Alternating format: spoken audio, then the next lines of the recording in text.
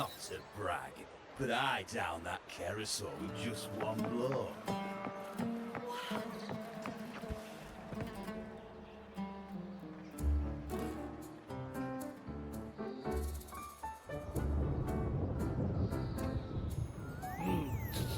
Muggy day. Sky's gloomy, air's all wet. Oh, man. At least let me finish my sentence. Ugh. Ugh. Cold, cold, cold. Oh.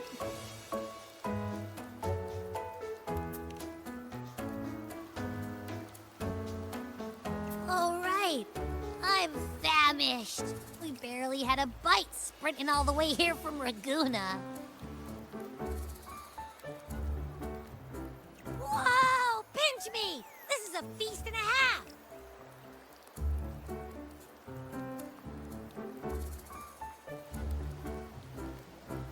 Hey, Rover. So, we did bring enough money, right? I mean, we kind of rushed out without grabbing anything. Oh, that? Don't worry. Money's not an issue.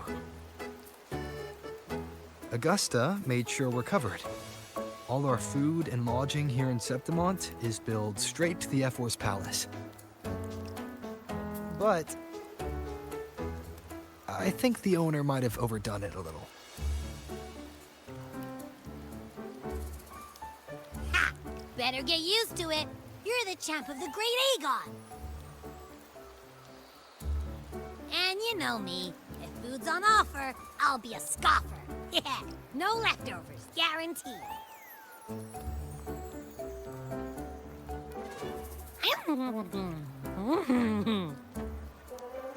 Free stay, free meal.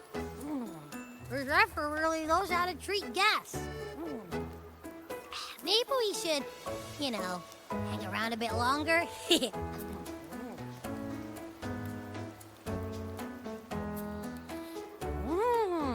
This smells amazing.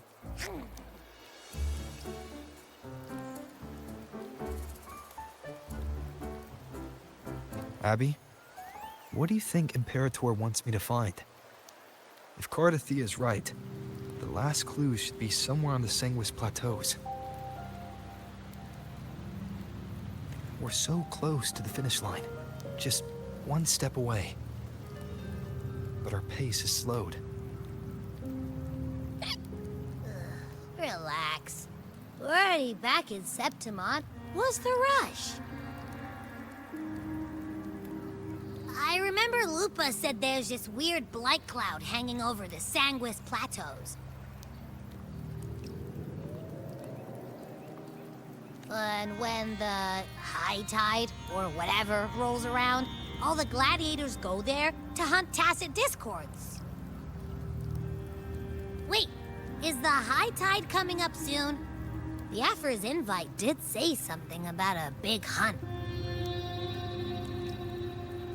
Huh, that reminds me. Aren't we supposed to meet her today?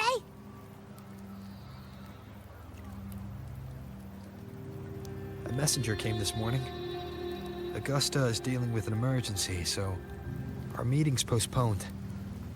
It looks like it'll be a while. An unexpected change. It's throwing everything off course. I don't like the feel of it. And why me for this hunt? If it's about the Great Aegon. The messenger said none of the other gladiators were invited. Who knows? Maybe she just wants to test her strength against you. Typical Septimontian, right? You think so? I've only met her a few times, but I doubt she acts on such simple impulses. And as the F4, is she really in a position to do whatever she wants? Guessed from afar, you possess eyes as clear as crystal. But what troubles you so that eyes once bright as the highland sky now darken with rolling clouds? A warrior who walks the blade's edge does not falter over trifles. The clouds, if I may guess, are cast from the throne. At the peak of Capitolini Hill, beneath the pale walls of the Ephes Palace, secrets lie buried. And the most intricate among them are those born from the pursuit of power. Even one as honorable as the Epher must learn when to be ruthless. In Septimont, a city forged in iron and blood, anyone who seeks the throne without knowing the cost is no better than a lamb marching to the butcher's knife.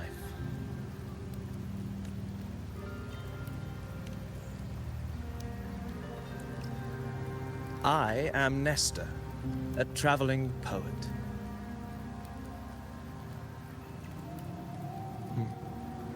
The rains in Septimont never seem eager to leave this season. So then,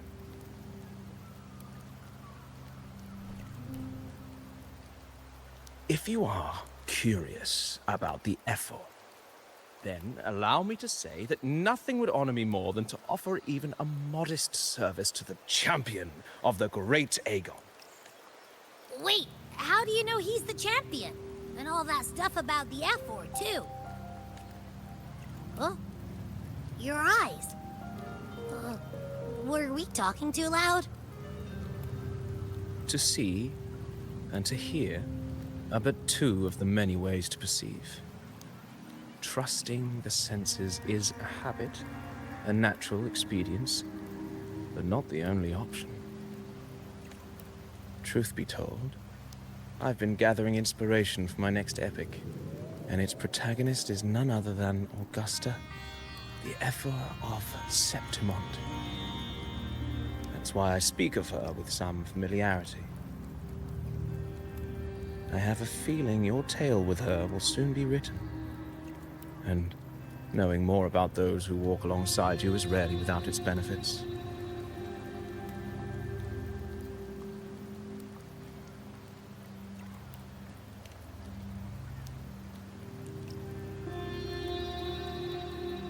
Augusta, a girl of humble birth, a resonator of modest talent, a commoner without noble patronage, and yet, from the den of wolves that is Septimont City, she rose and eventually claimed her place.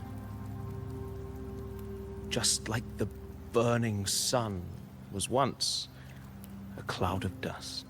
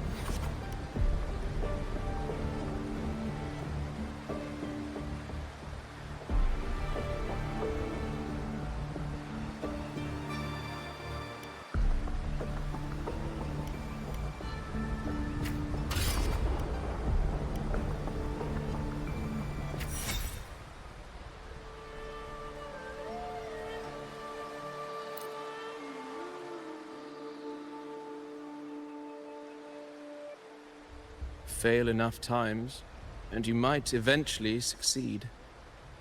Should we call it resilience? Or mere stubbornness? Or perhaps, for a girl who has lost everything, there was never a second option. She had no one to trust but herself, and naught but a blade to hold. And yet, as the first stanza of an epic, this is nothing extraordinary. Since the lament, across the scorched lands of Solaris, I've heard this story repeat itself, again and again. Greatness. Yes, our era has certainly seen it. But true greatness is never found on the first page of a story. Courage, glory, and honor. Such immortal virtues have been etched in tablet and stone. They are never forged overnight. Light as a thread, elusive as the wind, they weave themselves into every twist of fate, tangling with every insignificant choice we make. I don't know. It's just unbelievable. The Augusta he's talking about, and the F-word we saw in the arena. No way they're the same person. A girl far from home, arriving in the city upon Capitolini Hill in pursuit of strength. No title, no status, no wealth. I doubt anyone at the time could have imagined her rising to where she is now. Do you mean Kato? Do you believe Kato handed her that final victory on purpose, and that his scathing words were a test of her resolve? Then Kato must have been an idealist, to place his faith in a girl with nothing to her name. Now, why don't we keep this question in mind and see where the story leads us?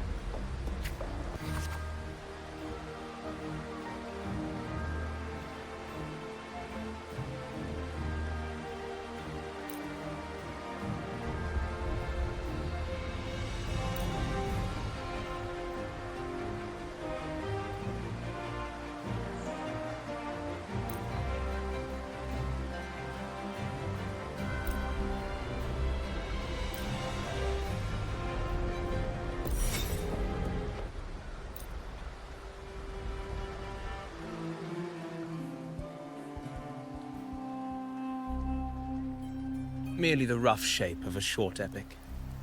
This is all I can offer about the F4. Now, as a listener, what do you make of my narration?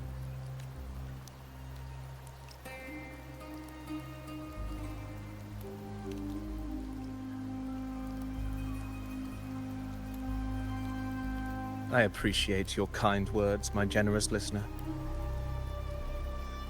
I am only a humble wordsmith, spinning verses and rhymes. The essence of poetry is granted by those who dare defy their fate. But there is one thing I must confess. Through my words, your knowledge of the F4 is partial. Poetry can only offer a glimpse of the true story. The reality of people, events, and things slips beyond the grasp of words. I do not belong in the pages of the epic, so I remain confined to the observer's gaze. I can imagine events and emotions unfold, but I cannot truly recreate them.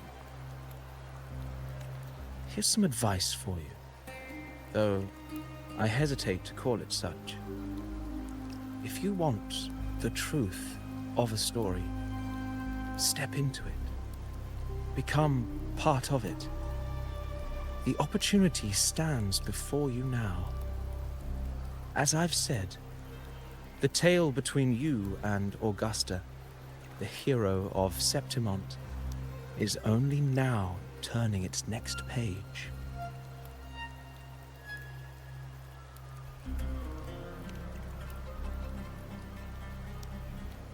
It's not difficult to see.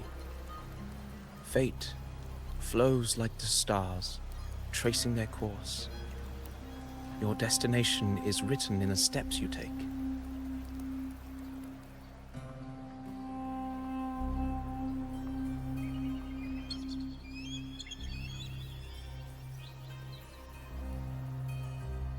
The rain is passing.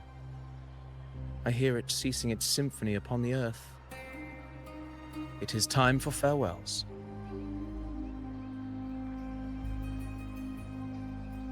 Before I leave, may I ask you one last question?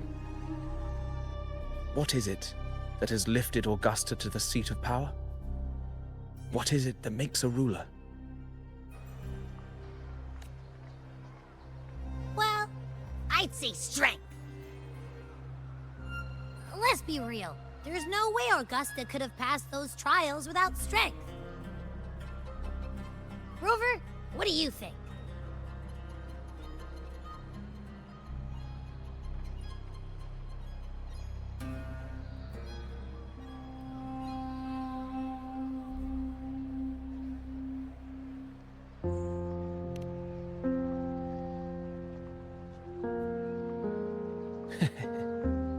You needn't rush to answer now.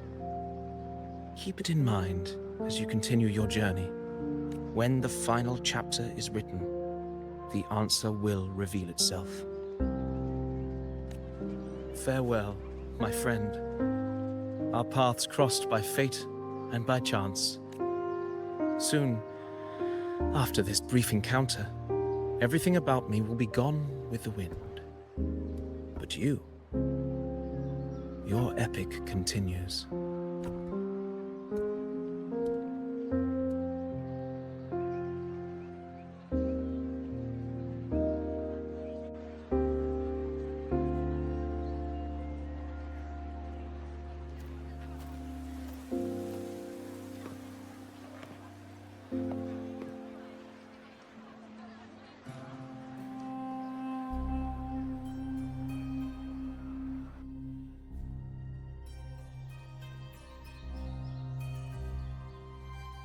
Your Excellency, you have indulged her too much.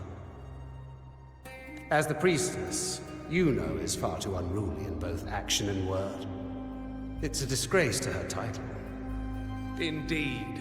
She entered the palace unannounced, uninvited, and with no decorum.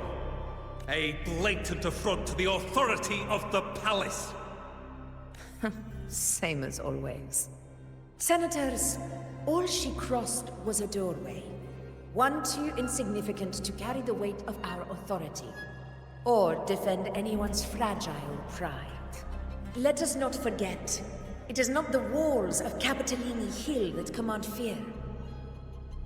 It is my will, my sword, and our relentless conquest. I know your fear. You fear a priestess's voice drowning yours, and a rebel challenging the Senate's rules. But listen well. Power does not bow to sycophants, cowering behind their traditions. If you seek power, then step from the shadows. Face me, and prove yourself worthy.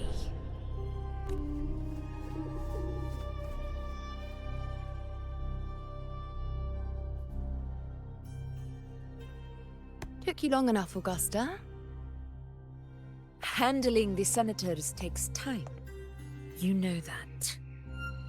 Well, to keep our esteemed priestess from waiting, maybe next time I'll just leave them to their own devices.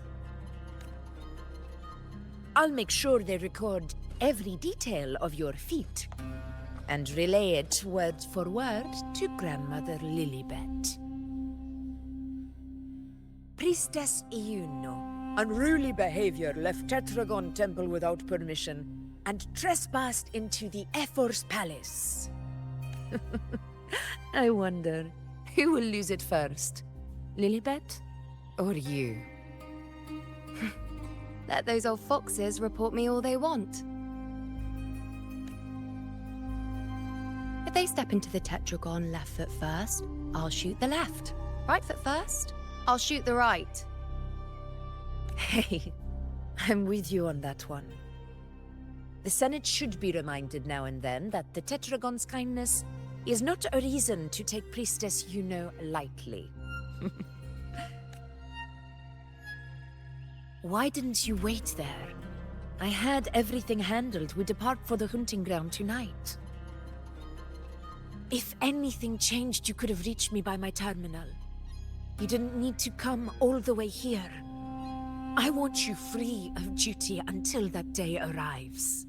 You're overthinking it, Augusta. I'm here to see that person. Grandmother Lilibet said his fate is one of unknowable void. Sounds intriguing enough to make time for. So that's it? Too bad. The ship from Laguna won't dock until tomorrow morning, and we'll be gone by then.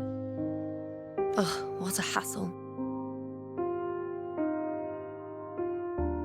Patience, you know. The warrior has accepted the invitation. So, you'll have plenty of time to meet during the hunt.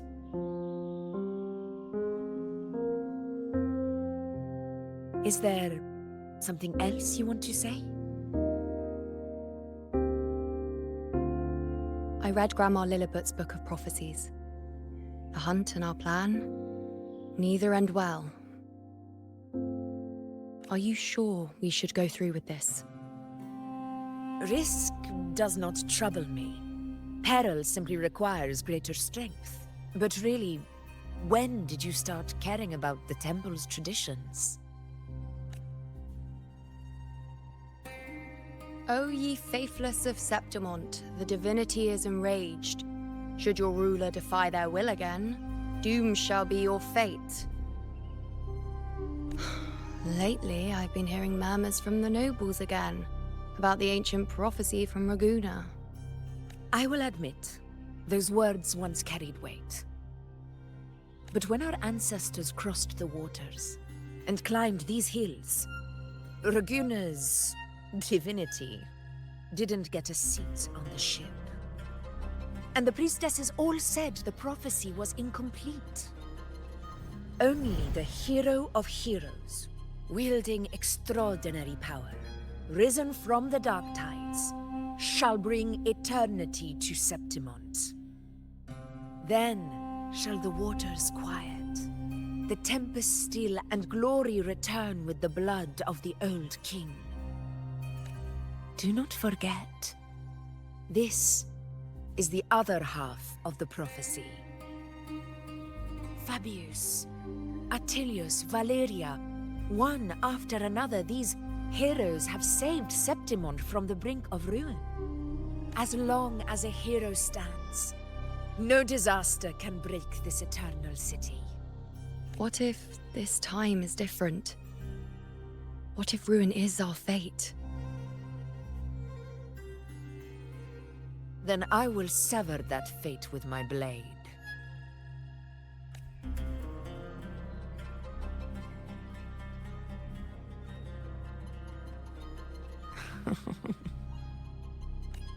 What's so amusing?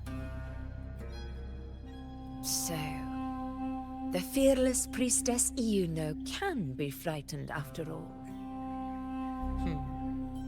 But it's fine. If you're afraid, don't push yourself. I can handle this alone. Most revered priestess, wait for me in the temple. I shall return victorious. Frightened. Me? If anything, it's you, trying to shut me out and face it alone. Fine. Go ahead. You'll come back to me sooner or later. That I can't deny. I knew it. So you do need me for this hunt. Thank you. You know. Why are you saying this?